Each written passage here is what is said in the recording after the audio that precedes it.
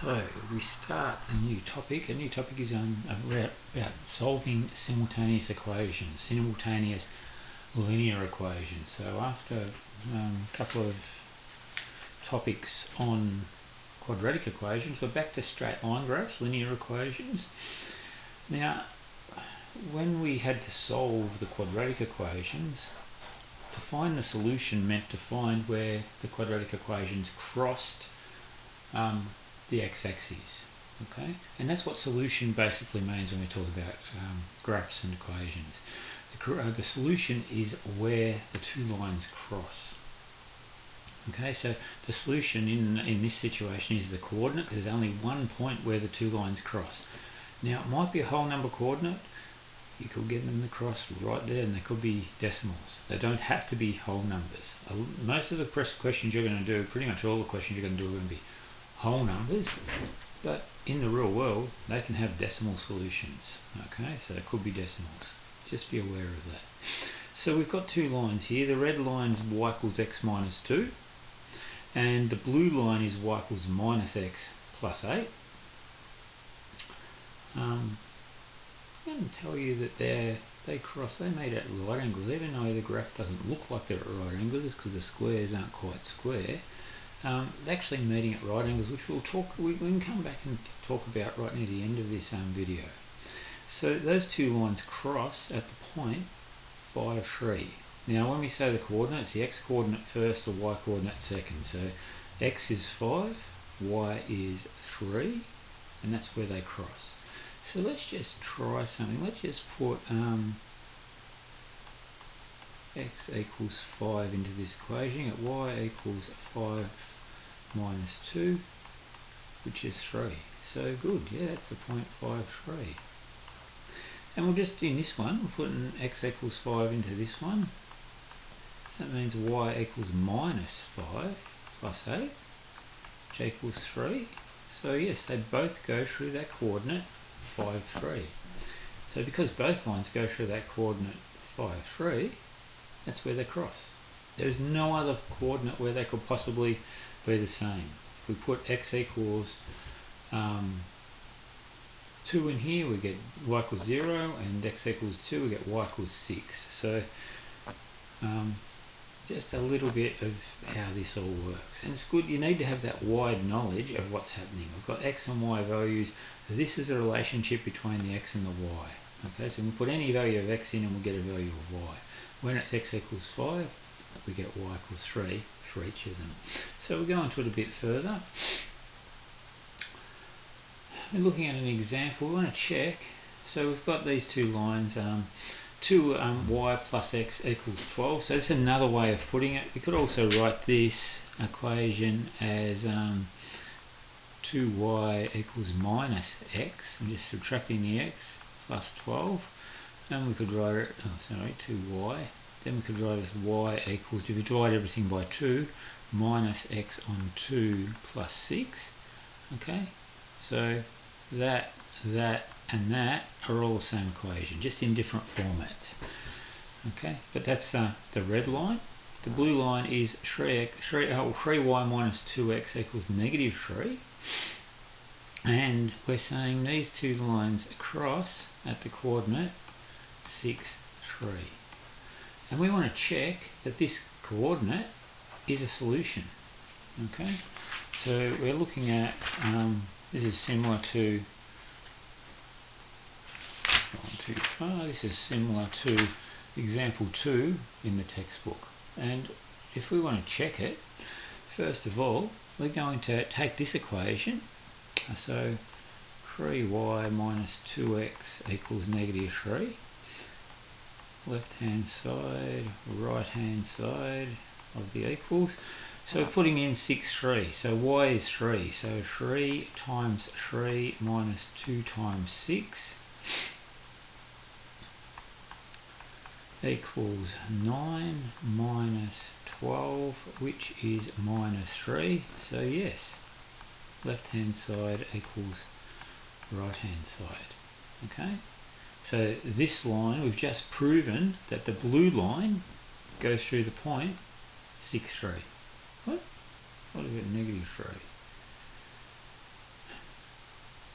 because that's a negative 3 there, that's right. So we've substituted the point 6, 3 in, and it matches this equation. Okay, the left hand side equals the right hand side.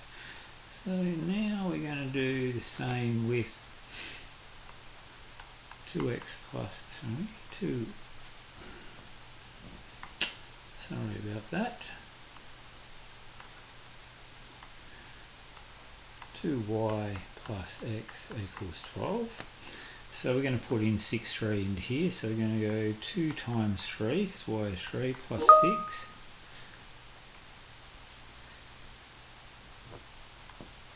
And that's going to equal 6 plus 6, which is 12.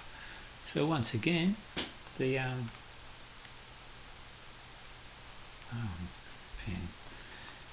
left hand side equals the right hand side. So again, this line, because we can get it to match, this line goes through the point 6,3. So they both go through the point 6,3. So that means that's where it meets. Okay, so 6,3 is a solution because both times. Now if we substituted some other point, if we substituted 2, 5 into the equations, well, it would match for this one, but it wouldn't match for this one. Okay, so if we substituted 2, 5 into here, we will get 2 times 2 is 4, plus 5 is 9, which is not equal to 12. Okay, similarly, if we substituted 3, 1 into here, it would work for the red line, but it wouldn't work for the blue. So if we substituted 3, 1, we get 2 times 3 is, what are we substituting? 3, 1. 2 times 1 is 2. Why isn't it working? What's going on? No, I shouldn't do things off the cuff. We should be able to substitute into the red line. Okay. So you get the idea that we can substitute these values. If they're on the blue line, this will work. If they're not on the blue line, it won't. If they're on the red line, that will work. Left hand side will equal right hand side. So we move forward. Now this is example 3 out of your textbook. So we've got the line x plus y equals 6, which is going to be the purple line. We've got 2x plus 4y equals 20, which is going to be the green line. So let's work in purple first. I'm going to change this. I'm just going to make it y equals minus x plus 6. Okay. So we start at 6. Let's put some numbers on our axes. 1, 2, 3, 4, 5, 6, and we want to go across.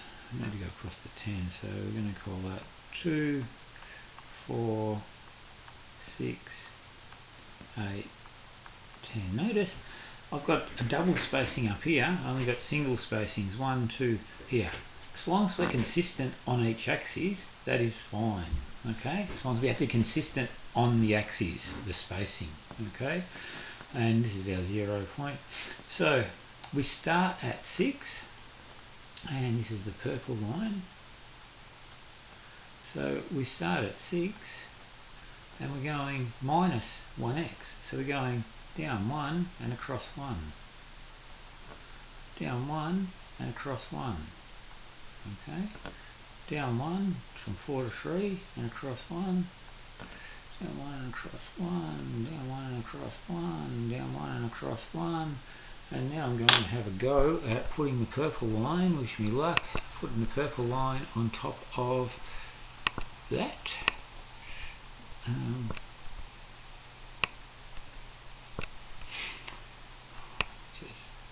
Why does it only go a little bit?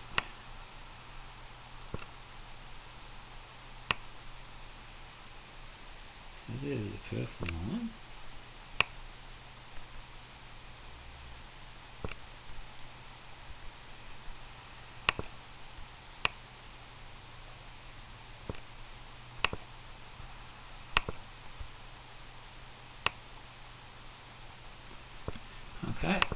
And now I'm going to do the other line. I'm going to plot the other one in a different manner.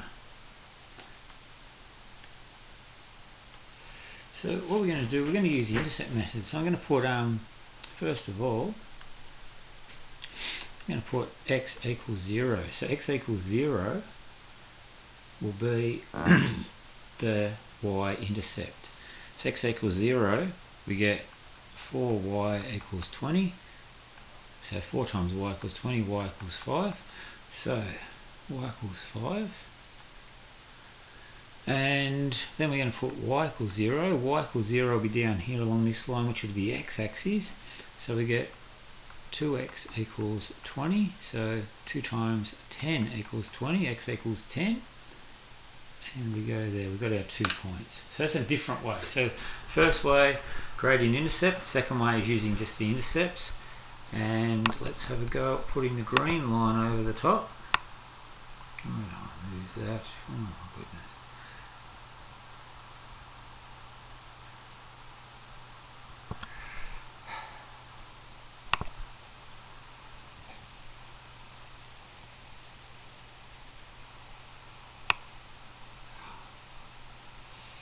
Not having much luck here at the moment.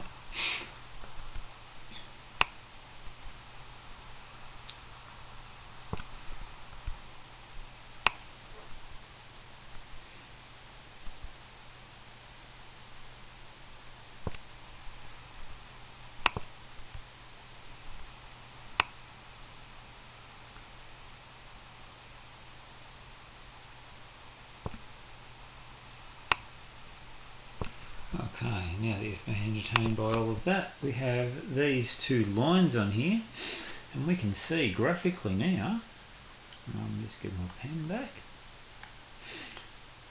we can see graphically now that they both appear to go through the point 2, 4. So our solution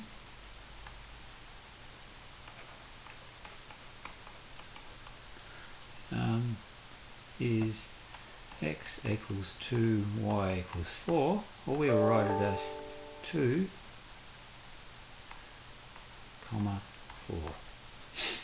Okay, so that's the point they both go through. Okay, we can check that. So if you put x equals 2 and y equals 4, 2 plus 4 is 6, works. X equals 2, and y equals 4, 2 times 2 is 4, plus 16 is 20, and we know that's the correct answer. Okay, so just a few little anomalies with straight line, with simultaneous equations. So here, sometimes we get multiple solutions, and if the lines they look different, but they're actually the same. Okay, if we divide everything in this equation by 3, 6 divided by 3 is 2, 3 divided by 3 is 1, 12 divided by 3 is 4. They're the same equation, okay? So when they're the same equation, they're the same line. Same line means they meet at every single point, so there are infinite solutions, okay? Multiple solutions, infinite solutions. Here we have the line y equals x plus 2, and this one is the line y equals x plus 1. They're both 1x. They have the same gradient. So the same slope. They will never meet. They're parallel.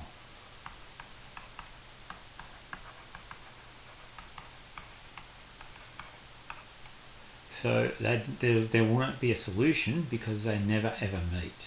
Okay, so a couple of anomalies. The last thing we're going to look at is we're going to look at perpendicular lines. Perpendicular lines meet at right angles.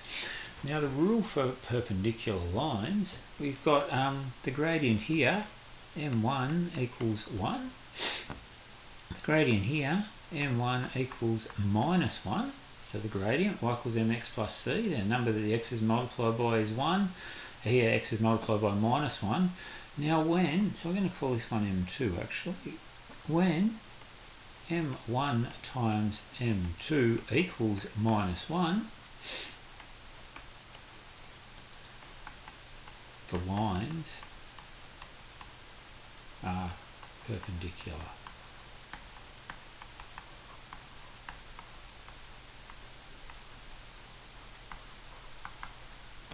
Okay, so if m1 equals 3 and m2 equals minus 1/3, then m1 times m2 equals minus 1. So those two lines would be perpendicular as well. That's a different example. Don't get confused. I've just plucked up a different example to this one. That's a scenario. If m1 was 3 and m2 was minus 1/3, we multiply them together, we get minus 1. They're perpendicular. Okay, so the rule works all of the time. So make sure this is in your bound reference. You need to have that in there. Okay, so that's today's work. We're going to make up the tick sheet as we go because there doesn't appear to be one for this chapter. So exercise 4.2 today. Write this onto your own tick sheet and keep a list of it as we go, or put it in your book. They're the questions I want you to cover. I'll be on Teams chat if you need any help. Ask for help. And I'll catch you next time. All the best.